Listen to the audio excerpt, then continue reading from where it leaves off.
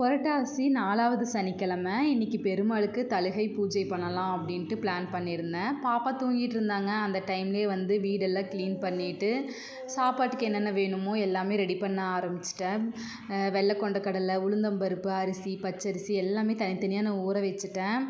So நம்ம ready ஆகிட்டு வரக்குள்ளே எல்லாம் கொஞ்சம் நேரம் ஊறிட்டு இருக்கட்டும் அப்படின்ட்டு சரி கடகடன்னு போயிட்டு குளிச்சுட்டு வந்தாச்சு. ஈவினிங் டைம் போல் தான் சாமி கும்பிட்டுருந்தேன். கிளைமேட் சூப்பராக இருந்துச்சு. ஒரு மாதிரி எல்லோ ஷேடாக இருக்கும் இல்லையா, ஒரு சில டைம் இன்றைக்கி வந்து அந்த மாதிரி தான் இருந்துச்சு. ஸோ வந்ததுமே வந்து ஒரு டீயும் போட்டு குடிச்சிட்டு ஒர்க்கை ஸ்டார்ட் பண்ண ஆரம்பிச்சிட்டேன். நான் குளிச்சுட்டு வரக்கும் குழந்தை எந்திரிக்கிறக்கும் கரெக்டாக இருந்துச்சு. ஸோ அவங்கள வச்சுட்டே தான் எல்லாமே பண்ணிகிட்டு இருந்தேன்.